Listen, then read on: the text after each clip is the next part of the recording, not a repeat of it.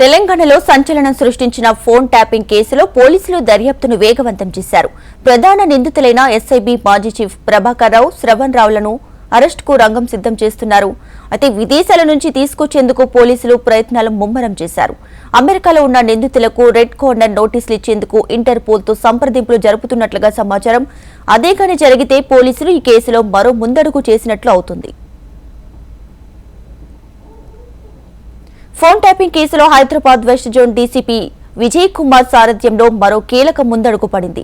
ఇటీవల డీసీపీ విజయ్ కుమార్ దర్యాప్తులో ఎవరి పాత్ర ఉన్నట్లు తెలిసినా వారు ఎంతటి వారైనా, రాజకీయ ప్రముఖులైనా, ఇంకా ఏ రంగాలకు చెందిన వారైనా సరే వదిలిపెట్టే ప్రసక్తి లేదని చెప్పారు.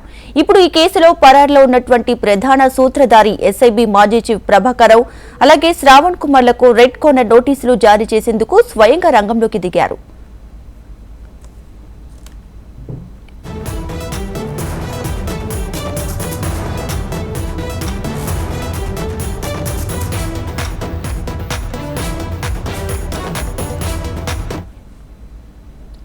అమెరికాలో ఉన్న ఈ నిందితులకు రెడ్ కార్నర్ నోటీసులు అందించేందుకు ఇంటర్పోల్ కు అనుబంధంగా మన దేశంలో ఎన్సీబీ అధికారులు అలాగే సీబీఐతో సమన్వయం చేస్తున్నామన్నారు.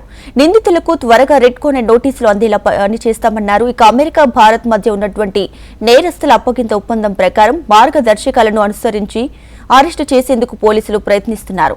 ఫోన్ ట్యాపింగ్ కేసుకు సంబంధించి విచారణ సమయంలో నిందితులకు ఎన్బీడబ్ల్యూ జారీ చేశారా అని నాంపల్లి కోర్టు ఇటీవల ప్రశ్నించింది. కోర్టుకు సమాధానంగా ఈ వివరాలను చెప్పినట్లు తెలుస్తుంది. ఫోన్ ట్యాపింగ్ కేసులో నిందితులకు రెడ్ కార్నర్ నోటీస్ జారీ చేస్తే మాత్రం విదేశాల్లో ఎక్కడున్నా వారిని అక్కడి పోలీసులతో కలిసి పట్టుకుని తీసుకొచ్చే అవకాశం ఉంటుంది. వారిని అక్కడి నుంచి తీసుకొచ్చి వీలైనంత త్వరగా ఫోన్ ట్యాపింగ్ కేసును పూర్తి చేయాలని పోలీసులు భావిస్తున్నారు. దీంతో ఫోన్ ట్యాపింగ్ కేసులో పొలిటికల్ లీడర్ల వ్యవహారాలు బయటపడనున్నాయి.